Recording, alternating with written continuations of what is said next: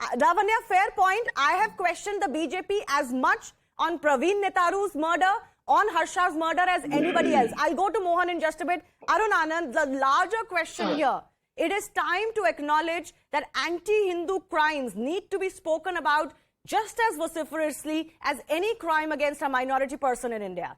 The imbalance in that debate, in that outrage is the problem.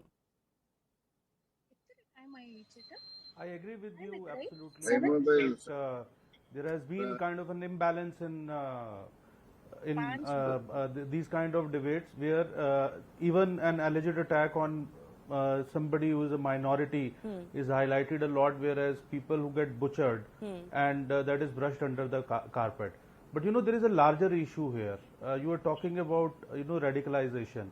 I think you need to understand that, and I also wanted the Congress spokesperson was saying something about Congress not being soft towards the terrorists. So I think probably, you know, they need to look at the way Kapil Sibal, while being in Congress, had stood for Bhullar. So, and there are a number of other incidents also. So she can Google it and she can find it. And I think we can, we don't need to debate much over that. Having said that, the larger issue of radicalization is, I just want to share a data with you. While we keep on talking about radicalization, we only talk about this when there is a murder or when some incident happens. And in between, most of us, you know, tend to ignore it. Between 2011 to 2013, 25,000 Wahhabis visited India, and on their they conducted seminars throughout the country to spread Wahhabism, and $17 billion were spent. This is the data from basically WikiLeaks, and you can check it out. So this is the kind of radicalization which we are witnessing, and it's what you, the manifestation of this radicalization is what you have seen in Udaipur. I'll give you another incident. You'll be shocked to know that in Udaipur there have been demonstrations in favor of Rohingyas. And this was much before this incident had happened where the tailor was beheaded. So these are the kind of, so this manifestation of radicalization, and this radicalization is a part of a larger global radicalization. It is not merely an Indian problem or a domestic problem or a political problem. Right. It's the concept of ummah, which, you know, they are pursuing. And I just want to make one small point.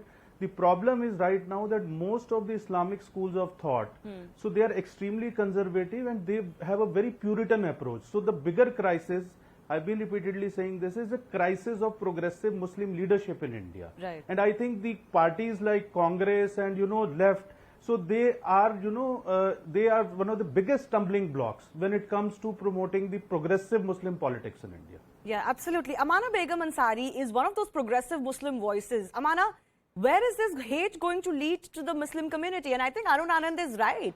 There is a question being raised, for example, theological teachings being given to Muslims, not just in madrasas in India, where there's a debate raging, for example, in UP or in Assam, but across the country, in several European countries, in UK, and we've known what has happened in the US in the past.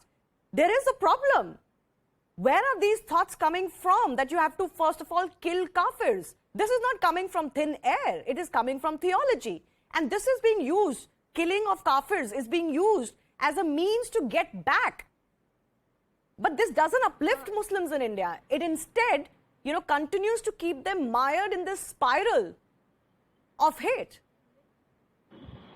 I agree, Simani, and I would say that if you will read Devbandi theology, they say this is the God's word, God's law, and it is written in there that you have to fight with kafir until unless they accept the faith, they become a Muslim or they accept Allah's message. And they do not say that this is their interpretation. They tell to the Muslim child and kids that this is the interpretation of, this is the God's word basically.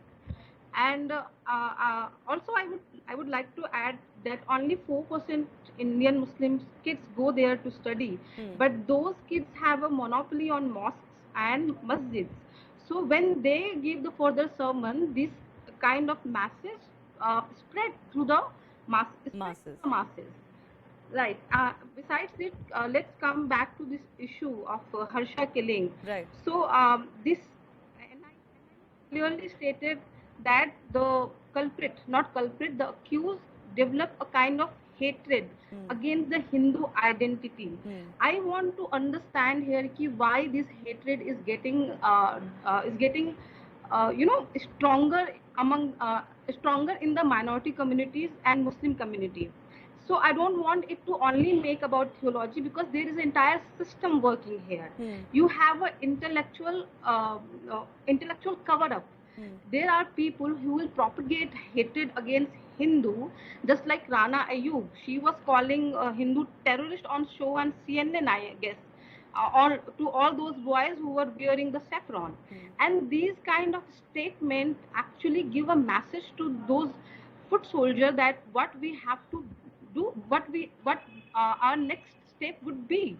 So these people propagate Hindu hatred, and the ground cadre goes ahead and kills such young I think men. what is or also any happening, Hindu. Amana, connected to what you're saying, of course there are people who spread Hindu hatred, who will call every Bhagwadhari a terrorist, but will obviously absolve the crimes of someone from the minority community. Of course, those people are double-standard people. They've lost their reputations. They've lost their right to speak on any of these issues.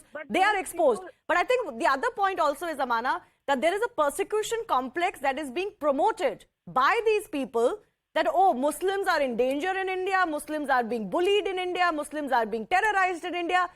And I don't think, I mean, you are a Muslim, I don't think that there is any other country which has so many faiths living together, has such an ancient civilization of its own, which treats all religions equally. In fact, minority religions get treated a little bit above par in India.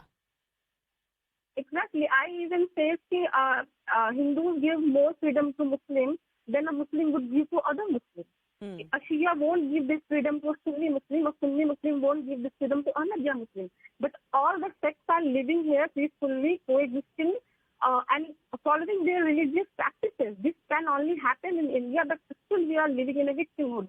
And I want to specifically mention this Muslim elite role here, because they're supposed to fight against these elements. Yes. But instead of fighting those elements, what they do, they give the cover, they give them excuses, they propagate this Hindu hatred among the masses. That is the problem. You have a problem in every community, but you have also a liberal leadership which fights against it, which brings the reform, but we do not have that leadership. Okay, let me take that to